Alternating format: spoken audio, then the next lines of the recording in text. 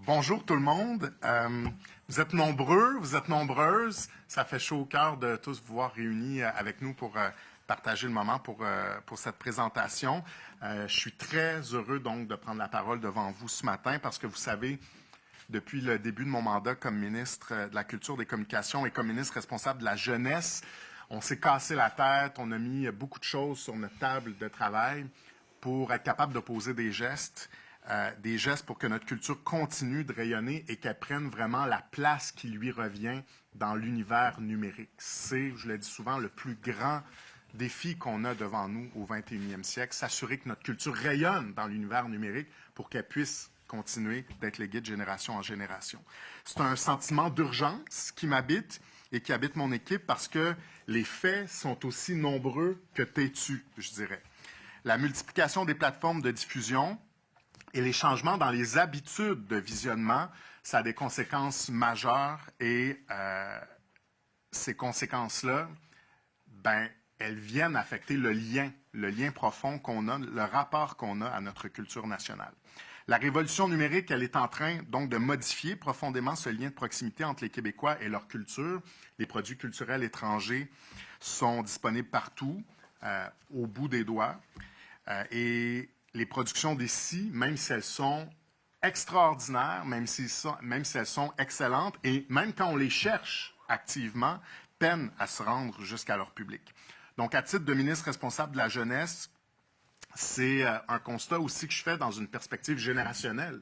Il y a une fracture actuellement. Les jeunes sont de moins en moins en contact avec la culture québécoise. Et si on n'intervient pas, rapidement, la tendance, évidemment, va aller en s'accélérant. Une culture qui ne se transmet pas, c'est une culture qui se meurt.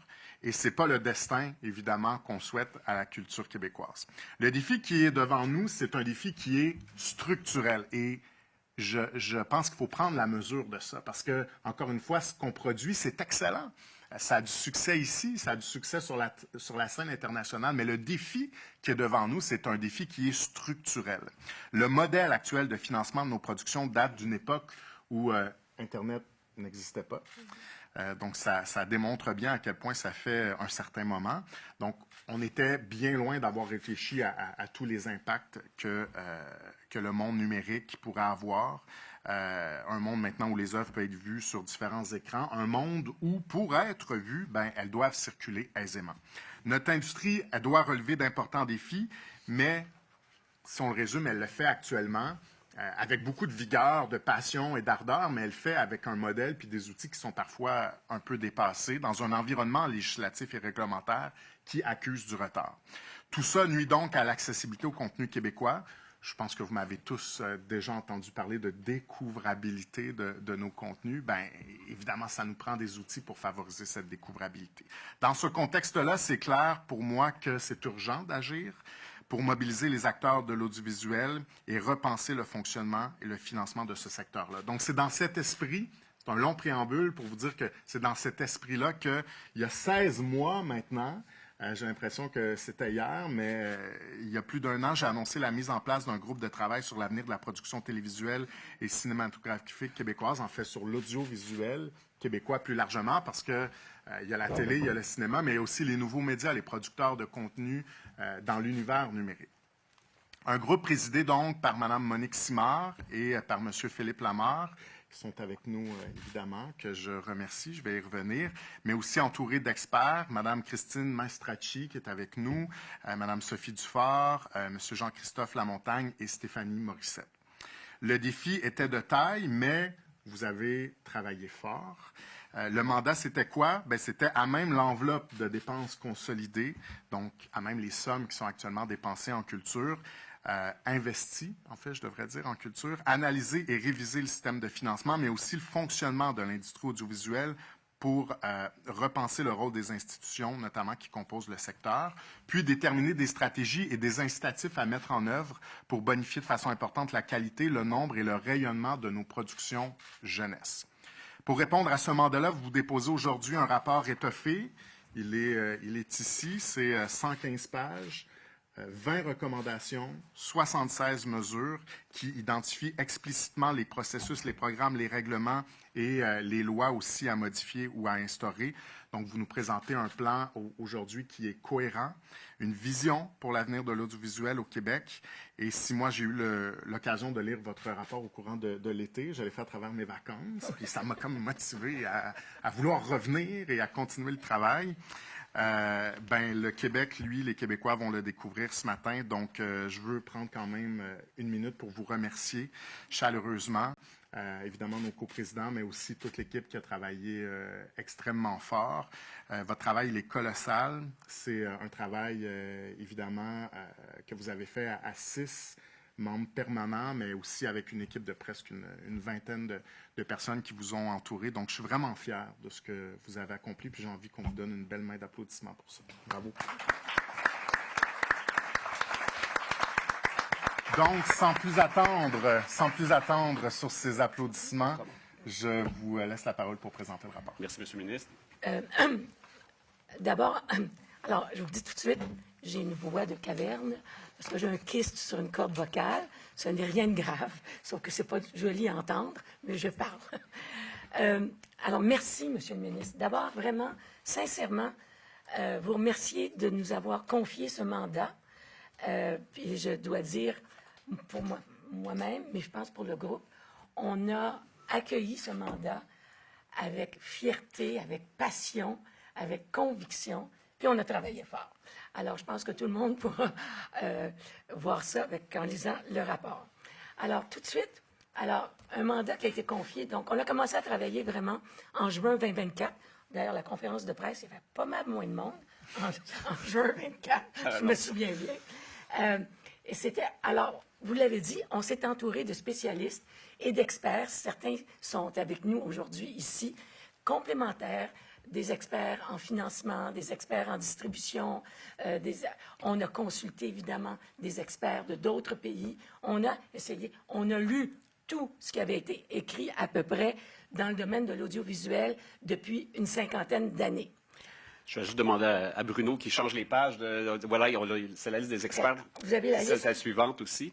Alors, comme vous voyez, Catalina Brisseno, Amélie Binette, une constitutionnaliste, on a eu des fiscalistes. Bref, c'est un travail qui a été fait complet, là, qu'on a fait le tour de l'expertise.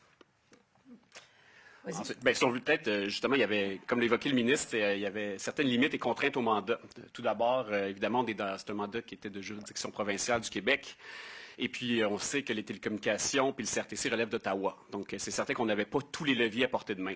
Ensuite, c'était une enveloppe fermée, mais avec la possibilité de réorganiser, déplacer l'argent selon ce qu'on jugeait stratégique.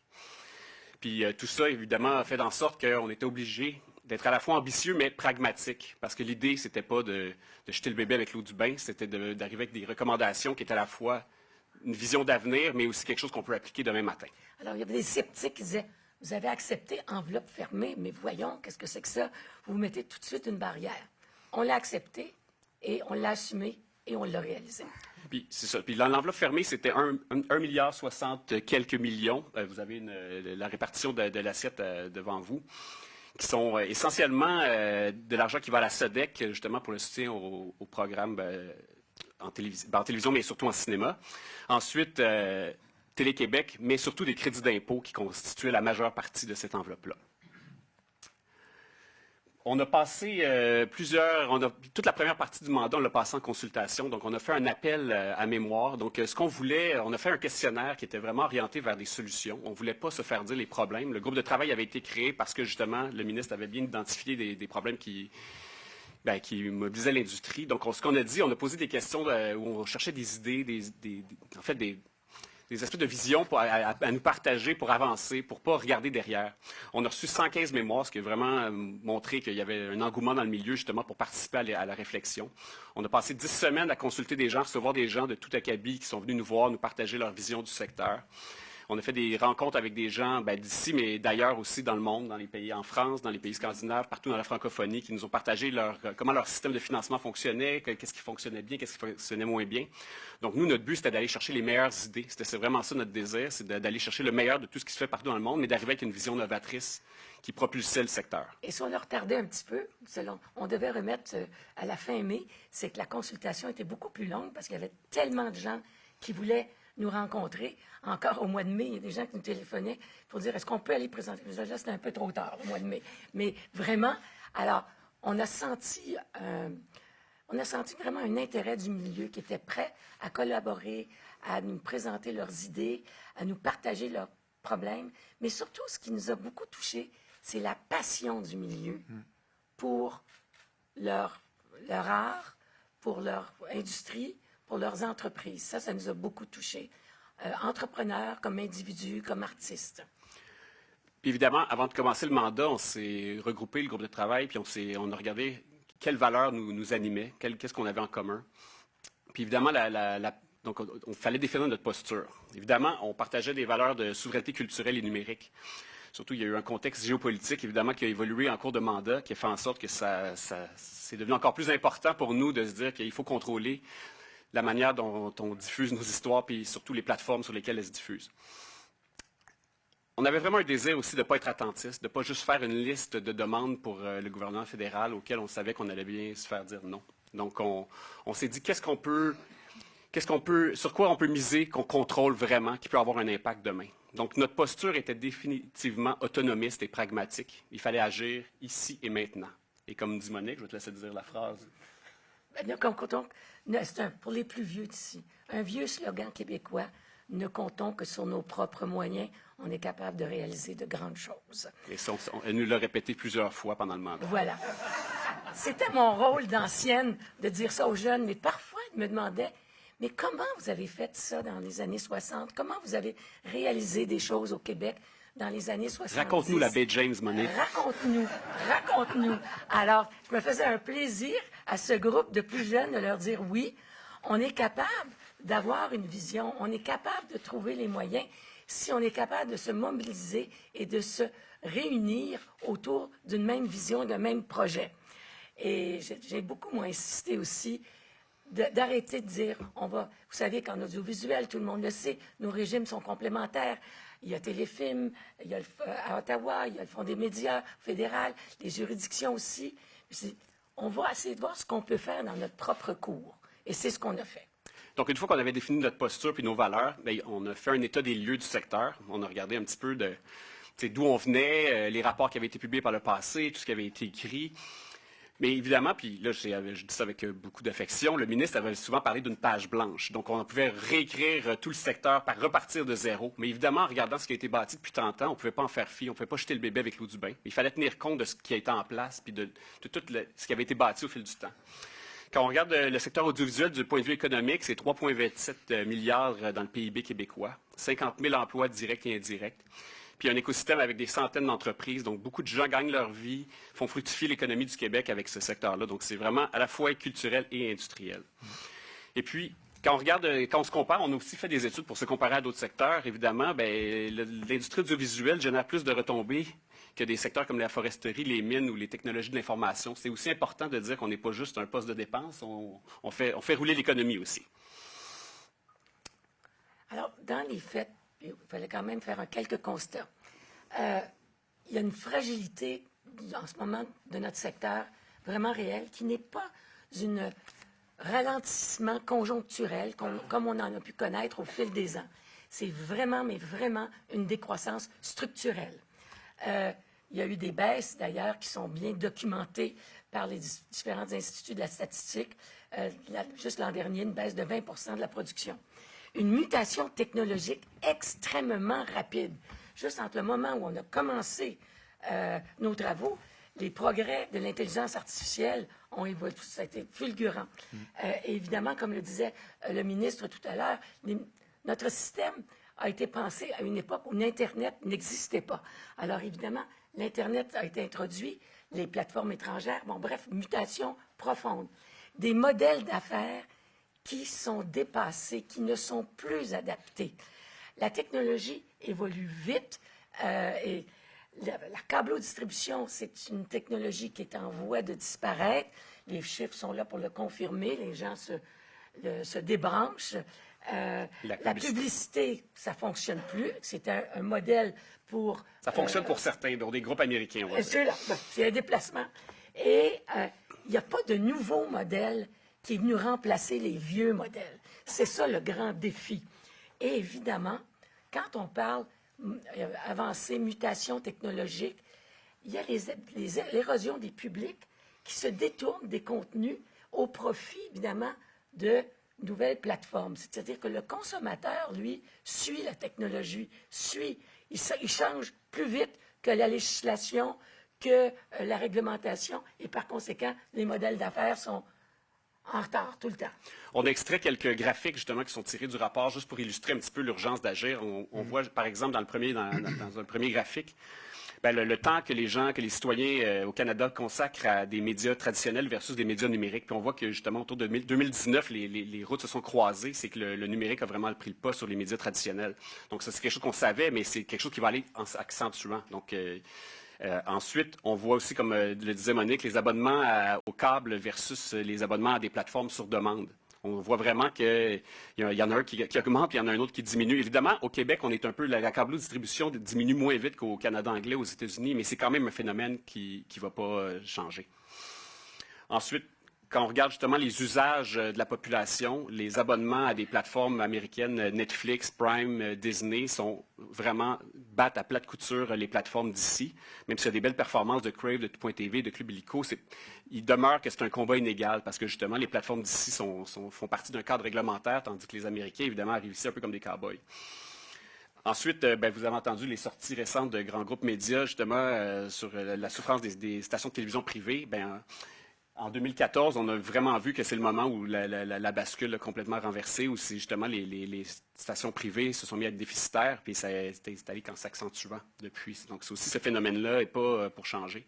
Et celui, sûrement, qui est le plus alarmant, justement, quand on est parent d'enfants, c'est de voir la production de contenu destiné aux enfants puis aux jeunes qui est allé en diminuant, qui est rendu vraiment famélique. Donc ça, c'est vraiment, pour dire en bon français, un wake-up call.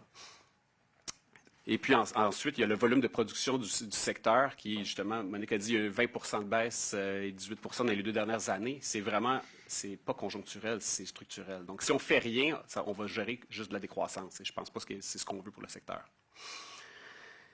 Alors, oui. Donc, depuis la création du groupe, tout au long de l'année, évidemment, on suivait tous les indicateurs avec beaucoup d'attention. Ça a continué constamment de baisser. À chaque fois qu'il y avait une nouvelle statistique, la tendance s'accentuait. Alors, ça mettait de la pression pour agir. Alors, oui, il fallait se presser, il fallait aller vite. Et c'est clair que s'il n'y a pas une action rapide, c'est une perte de risque. C'est un risque de perdre de l'expertise, des talents. Moi, je rencontre constamment des gens du secteur qui disent « J'ai pas travaillé depuis 1 an, j'ai pas travaillé depuis 2 ans. » Il y a des syndicats ici qui sont présents, vont pouvoir vous faire état de ça. Il y a des diffuseurs ici qui vont dire « On n'a plus les moyens de déclencher autant de production qu'on ne voudrait et mettre autant d'argent qu'on ne voudrait en mettre. » Alors, tout ça, évidemment, reporter ça au Québec, ça a un impact majeur sur la production nationale française, francophone au Québec et par conséquent de la transmission culturelle. Alors, ces risques-là que ça se perde, et particulièrement quand vous voyez la baisse de production pour les jeunes, bien, les jeunes, ils vont regarder quoi? Ils vont aller regarder sur YouTube des contenus américains, des contenus d'ailleurs. Donc, péril dans la demeure.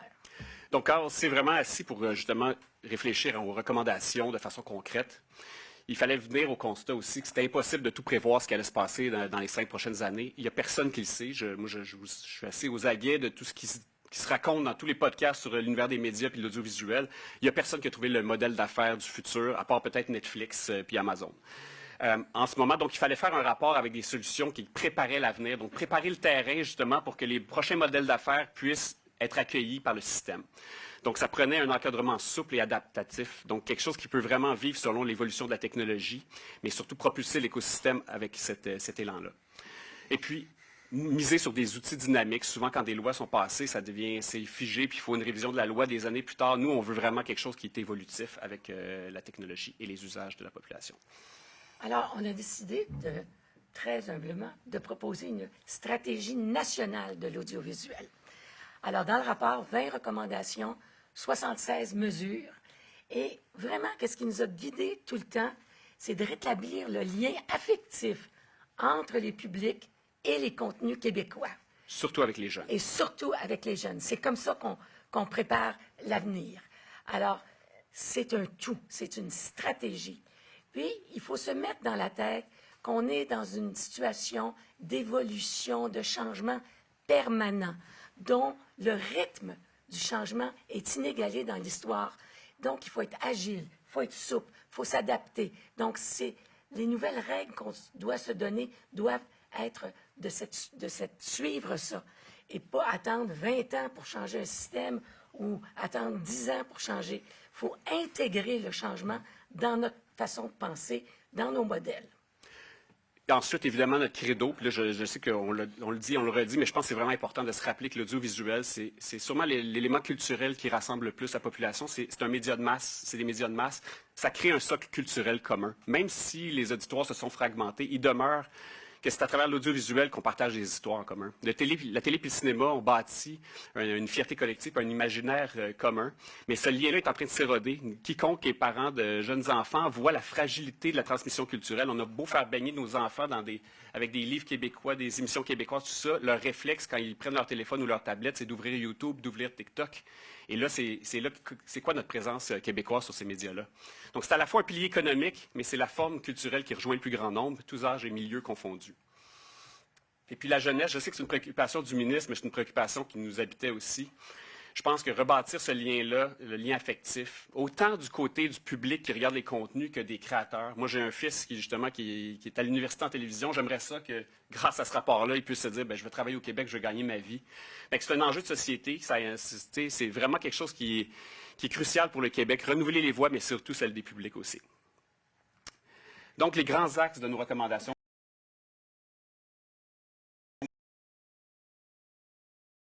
Alors, on a dit d'abord, donner les moyens à nos institutions. On a des institutions, il faut les doter des moyens pour pouvoir réaliser le mandat. Pérenniser et stabiliser le financement. Et ensuite, rassembler les forces du milieu. Et c'est les trois piliers, ça, au fond, de notre rapport. On a 2 institutions particulières au Québec qui sont actives en audiovisuel. D'abord, notre média national, Télé-Québec. Puis je demanderais peut-être un petit exercice de vision aux gens. Je pense que Télé-Québec, comme média actuel, fait un excellent travail, mais ce qu'on imagine, c'est vraiment, on veut se doter du média public qui fait l'envie du reste du monde. On veut imaginer le média du futur, qui n'est pas une télévision avec une grille horaire. On veut imaginer un média qui est présent sur tous les canaux de distribution, qui est présent pour tous les publics, mais avec un accent particulier sur les jeunes publics que nous, on a considéré les 0-24 ans, qui est assez peu desservi par le secteur privé parce qu'il ne fait pas partie du marché publicitaire, qui est le 25-54. Donc, on imagine un média public qui se dote de studios de création, justement, pour faire intégrer des nouveaux créateurs dans le secteur, des nouveaux techniciens, des nouveaux scénaristes, des nouveaux artisans, qui est actif dans le monde du cinéma, qui déclenche des films, qui envahit tous les canaux pour rejoindre tous les publics, qui a vraiment un rôle d'une pierre d'assise du secteur.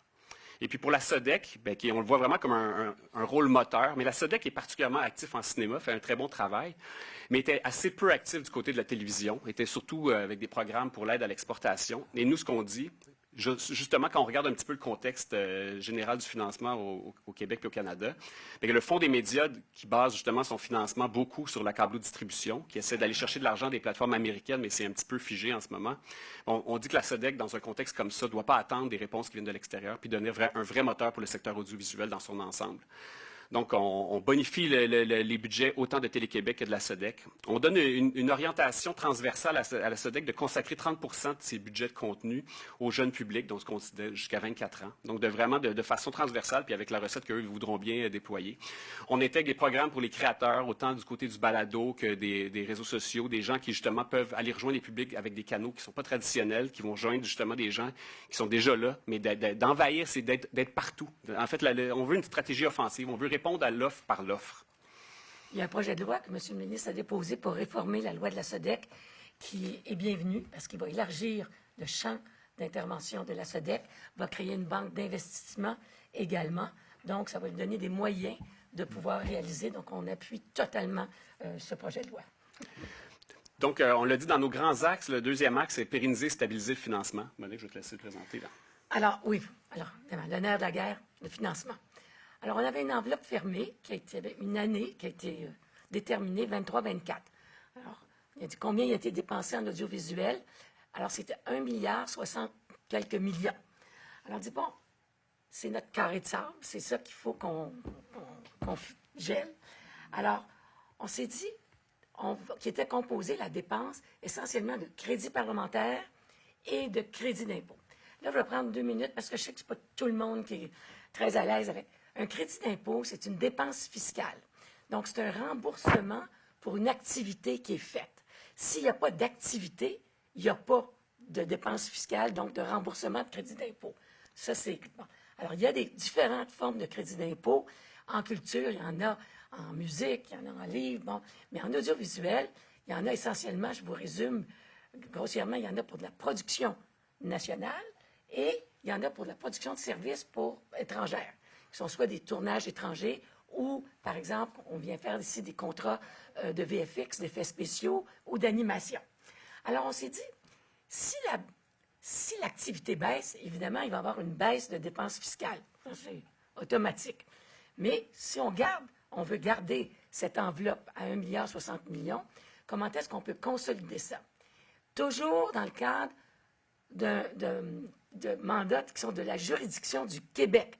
Nous n'avons pas juridiction sur les télécommunications.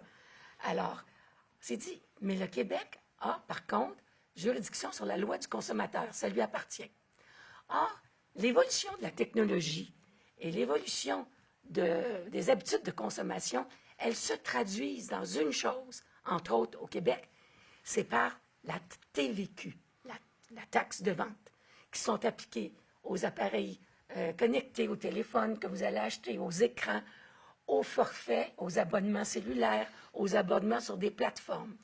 Donc, et cette dépense, et ça m'avait beaucoup frappé quand j'étais présidente de la SODEC, de voir dans l'assiette de dépenses en culture, ce qui augmentait le plus, puis moi c'était il y a une dizaine d'années, la pointe de tarte qui augmentait le plus, achat d'appareils et abonnements. C'était ça qui augmentait le plus. Alors, c'est dit, bon, c'est sûr que ça suit la technologie et les habitudes de consommation. Et on a fait des simulations, on a vérifié. C'est vrai que les revenus de TVQ sur ces types de dépenses-là augmentent constamment. Alors, on irait chercher une fraction c'est pas une nouvelle taxe, elle est payée déjà. Il n'y a pas de nouvelle taxe pour le payeur de taxes québécois. On irait chercher une fraction de ce revenu-là pour les allouer directement au financement de l'audiovisuel. Puis juste pour bien répéter, c'est que le fait qu'il y ait une décroissance de la production, il y a une baisse de dépenses en crédit d'impôt, et nous, ce qu'on veut, c'est cristalliser cette enveloppe fermée-là qui nous a été confiée. Donc, la formule qu'on a trouvée, c'est quelque chose qui suit justement la technologie et les usages. Aucune modification législative à faire pour la mettre en place. La TVQ est déjà collectée. On ne fait que diriger une fraction sans alourdir la facture des consommateurs. Donc, c'est vraiment important que les gens comprennent que ce n'est pas une nouvelle taxe. On n'ajoute pas de l'argent. C'est juste qu'on s'assure de pérenniser et de stabiliser l'avenir du secteur en prenant une dépense fiscale qui ne se fait plus, puis en injectant de l'argent qui vient de ça et qui s'indexera au fil des années, parce qu'évidemment, les ventes d'appareils connectés, d'abonnements numériques, c'est quelque chose qui tend à croître. Donc, ça va suivre une indexation qui suit le marché. On a fait faire des modulations jusqu'en 2032 là-dessus. Et il y a 2 autres secteurs qui sont très affectés par l'évolution de la technologie et les habitudes de consommation. Vous allez deviner, c'est la musique et les médias d'information. C'est une formule qui pourrait aussi s'appliquer à ces 2 secteurs-là. Nous, c'est à l'audiovisuel. Donc, c'est le modèle qu'on propose, qui est applicable, comme dit Philippe, pas besoin de modification législative, c'est un choix. C'est un choix de rediriger ça et d'ajuster en fonction du nombre de points que c'est nécessaire. Alors, c'est 9 points... Bon, on a fait faire une étude, justement, d'évaluer les dépenses que ça représente avec des points, en fonction des points de TVQ qui sont perçus. Fait qu'on voit qu'il y a un pourcentage de la TVQ dédié aux achats de cellulaires, aux forfaits Internet, appareils connectés, billets de cinéma, et les plateformes numériques, c'est 1 point, c'est 125 millions environ. Donc, après ça, selon la baisse des dépenses fiscales, l'idée, ce serait de combler ça avec des points de TVQ dédiés. Puis, comme a dit Monique, juste pour visualiser ce que ça représente en ce moment, ce qui compose notre enveloppe fermée, c'est des crédits parlementaires, des crédits d'impôt pour la production locale, des crédits d'impôt pour les services de production. Donc, l'idée, c'est compenser la baisse des dépenses fiscales qui, en ce moment, est autant du côté des crédits d'impôt locaux que pour les services de production. C'est d'arriver avec le prélèvement TVQ, justement, qui devient un petit peu une espèce de forme qui rend plus résilient le secteur et qui nous permet de prévoir les prochaines années sans juste être en train de gérer de la décroissance qui provient des baisses de crédits d'impôt. Alors, il s'agit donc, dans les propositions qu'on fait, non seulement de stabiliser du financement, mais de faire en sorte qu'il y a du financement pour redémarrer, de réinvestir dans l'activité de création puis de production. Pour le Québec, bien sûr, pour les créateurs, pour les producteurs, les distributeurs, en fait, toute la chaîne, au fond, de notre milieu. Alors, on a plein de mesures transversales. Mais juste revenir à ça, parce que c'est important, parce que la vision pour notre média public, c'est qu'on regarde les outils à notre disposition, celui qui peut avoir un impact le plus rapide sur le marché, donc de faire cascader l'argent le plus vite vers les artisans, les créateurs puis les maisons de production, c'est notre média national. Parce que ce média national-là, l'argent qu'on va investir là-bas, c'est pas pour construire des buildings, puis c'est vraiment pour faire travailler le secteur de façon transversale. Fait que c'est pour ça qu'il y a une réflexion, justement, quand on parle d'écosystème, c'est vraiment comme ça qu'on voit les choses. En ce moment, ils n'ont pas assez d'argent, Télé-Québec, pour s'investir en cinéma, en séries fiction lourdes. Il n'y a pas assez d'argent. Donc, il faut avoir de l'argent pour pouvoir déclencher ce type de production, entre autres. Alors, on a plein de mesures. 76, on ne détaillera pas tout ça ici aujourd'hui, c'est trop long, vous avez le rapport. Mais on fait des mesures transversales aussi. Par exemple, la promotion. La promotion, c'est extrêmement important. On a beaucoup investi au Québec en création, en production. La qualité de la production est là. Mais promotion, il faut faire de la promotion. Donc, il y a des mesures qui concernent ça. On voudrait qu'il y ait un organisme dédié à la promotion de l'audiovisuel québécois. Au sens large. D'abord, auprès des Québécois en premier, qu'ils connaissent. Alors, puis là, c'est l'audiovisuel toujours au sens large. Évidemment, la découvrabilité. Bon, on va remettre à César ce qui revient à César. Évidemment, le projet de loi sur la découvrabilité qu'on appuie, évidemment, avec passion, aussi. Alors, il y a aussi quelque chose qui est beaucoup revenu dans les mémoires à propos des télécommunautés, les téléconnectés. Donc, on propose une approche un petit peu inspirée de ce qui se fait aux Pays-Bas. Donc, une vitrine promotionnelle. Donc, au lieu d'avoir que chaque chaîne télé ait sa pastille puis que tout le monde essaie de se positionner en premier, bien, nous, on propose que le Québec se dote d'une vitrine promotionnelle où tous les contenus québécois, francophones, sont mis de l'avant sur les téléconnectés. Pour tous les journalistes qui ont des questions plus précises, je les invite à parler à mon collègue Jean-Christophe Lamontagne pour avoir des questions plus spécifiques à ce sujet-là. Sinon, on avait nos petites spécialités, là. Sinon, intelligence d'affaires et intelligence artificielle, les données, c'est vraiment un sujet qui est revenu souvent. Monique, tu veux leur dire un mot? Alors, les données. Aujourd'hui, qu'est-ce qui a de la valeur? Ce sont les données. Et il faut absolument intervenir de façon rigoureuse pour avoir les données. Alors, je fais un petit cahier parce que j'achale le ministre depuis plusieurs années avec ça. Mais c'est très difficile de savoir, de planifier, de pouvoir savoir où on s'en va si on n'a pas des bonnes données. Et donc, ça, évidemment, on insiste évidemment. C'est encore là notre collègue Jean-Christophe qui a travaillé beaucoup sur cette partie du rapport pour nous. Et c'est utile pour la main-d'œuvre, c'est utile pour tout.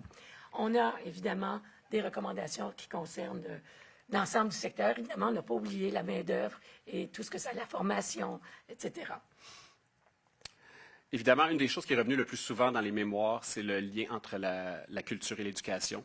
Le seul endroit où on peut encore contrôler ce que nos jeunes consomment, c'est à travers le cursus scolaire. En ce moment, toute l'intégration, justement, d'audiovisuel ou d'œuvres québécoises dans l'éducation, c'est au gré des écoles, au gré des professeurs. C'est vraiment, donc, selon le contexte socio-économique dans lequel on se trouve, justement, il va peut-être avoir de la culture d'intégrer dans le cursus ou pas. Nous, ce qu'on propose, c'est vraiment d'intégrer une vraie politique d'éducation à l'image puis de littératie numérique au sein des programmes scolaires, autant au primaire, au secondaire ainsi qu'au cégep. De vraiment avoir un programme obligatoire pour tous, justement, pour que nos jeunes apprennent à s'informer, apprennent à valider de l'information, apprennent à intégrer les images comme faisant partie, justement, de la littératie. On a renforcé Télé-Québec en classe, qui a déjà une présence assez forte. On veut vraiment que ça devienne un outil que tous les professeurs utilisent, avec une libération des droits scolaires pour les films québécois après 15 mois, qui est quelque chose on s'inspire d'un programme qui est né en Belgique, mais qu'on trouve qui est vraiment pertinent pour le Québec. On propose ici une mesure qui dit que À chaque moment où un professeur présente de l'audiovisuel en classe, on propose que ce soit absolument des films québécois. On propose d'en faire vraiment presque une directive transversale à tous. On propose une nouvelle sortie scolaire dédiée justement aux œuvres audiovisuelles québécoises. Allez voir des films québécois en salle. Crédit d'impôt. Crédit d'impôt. Alors, le crédit d'impôt, évidemment, on l'a expliqué, c'est d'abord très important de vous dire, le crédit d'impôt sur la main-d'œuvre, c'est une initiative québécoise qui a été introduite au début des années 90. Partout, on a été copié sur la planète, au Canada, pour dire que le Québec est capable de faire des choses. Alors, il y en a dans la salle qui sont assez vieux pour s'en souvenir. Moi, je m'en souviens. Et ça a fait des petits. Alors, évidemment, c'est un pilier du financement. Alors, on a eu beaucoup de représentations pour modifier, augmenter, élargir. Alors, on a répondu à ça. D'abord, pour la production québécoise, le taux de base, on propose une augmentation de son taux de base. L'élargissement des genres admissibles, parce que ça évolue aussi. Quand je vous disais que tout évolue, les genres aussi évoluent. Hein? La télé-réalité, on ne connaissait pas ça il y a 20 ans. En tout cas, bon, bref, maintenant. La modernisation des formats, les durées, en ce moment, évidemment, tout est basé sur les concepts de grille horaire, des demi-heures, des heures. Maintenant, on sait qu'avec les plateformes numériques, les durées n'ont plus rien à voir avec ce que c'était. On veut enlever ces contraintes-là. On recommande au gouvernement rapidement une réforme des crédits d'impôt pour les services de production puis de bonification des VFX et de l'animation. C'est tout un secteur, ça. Puis il faut revoir ça avec beaucoup d'attention. Enfin, financement intérimaire. Alors, pour ceux qui connaissent moins ça, une production, un producteur, il a son go, il va avoir sa licence, il va avoir aussi, mais il faut qu'il commence à produire. Donc, il faut qu'il sorte de l'argent. Puis, il n'y aura pas son remboursement de crédit d'impôt avant la fin de sa production, parfois 18 mois pour que ça soit fini. Qu'est-ce qu'il fait? Il va emprunter à la banque. Alors, c'est parfois de très grosses sommes. Et dans les budgets, tu as une dépense admissible, les frais intérimaires, ce que tu as payé à la banque comme intérêt. Alors, beaucoup, presque tout le monde est venu nous dire, ça n'a pas de bon sens. C'est tellement de millions qui vont dans les coffres des banques. Qui ne vont pas à l'écran. Qui ne vont jamais à l'écran, c'est de l'argent public. Or, on a vérifié, y a-t-il vraiment un risque? C'est-à-dire, tu prêtes, tu fais prêter, tu ne rembourses pas tout de suite s'il y a des gros risques. Sur 5400 quelques productions, il y en a 6 qui ne sont pas faites. Alors, vous comprenez qu'il n'y en a pas de risque, vraiment. Alors, on voudrait que cet argent-là, parce que c'est de l'argent public, eh bien, qu'ils puissent le voir, comme dans notre jargon, le mettre à l'écran. Et le décaisser au premier jour de tournage. Alors, pour ça, il faut décaisser plus vite, etc. Il y a toutes sortes de modalités techniques, on ne vous embêtera pas avec ça, mais la logique, c'est celle-là. Évidemment, on vous a parlé de la difficulté qu'avaient vu les diffuseurs privés au départ. Évidemment, on n'a vraiment pas oublié leurs enjeux. On arrive avec des mesures assez spécifiques, justement un encouragement pour les entreprises d'ici à faire des achats publicitaires sur des médias locaux. Donc, un crédit d'impôt sur les achats publicitaires dans les médias d'ici. Élargir le crédit d'impôt destiné aux médias d'information, parce qu'en ce moment, il y a un crédit d'impôt qui a été fait pour aider les journaux à passer à travers leurs difficultés. Mais on pense que de l'élargir à l'audio, à la vidéo, ferait en sorte que, oui, on aiderait le secteur, les diffuseurs privés en particulier, mais on aiderait aussi nos jeunes à pouvoir s'informer adéquatement partout où ils vont. Puis on a aussi proposé un crédit d'impôt pour les particuliers. Un petit peu de la même manière, quand on s'abonne à un journal ou à un média payant québécois, on a un crédit d'impôt à la fin. On propose la même chose avec les plateformes québécoises.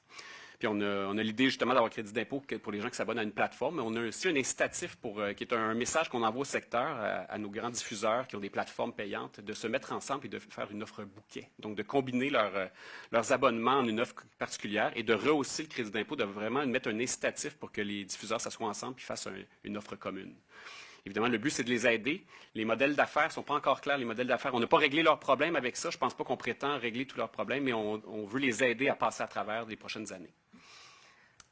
Alors, la question de la francophonie puis de l'exportation, évidemment, nous a habité constamment parce que, toujours dans l'esprit aussi de ce qui a été déposé dans le projet de loi de la découvrabilité qui parle de la francophonie, des alliances qu'on peut faire. Dans le contexte de Donald Trump. Dans le contexte géopolitique, parce qu'il y a eu l'élection de Trump en cours de route de notre mandat, là.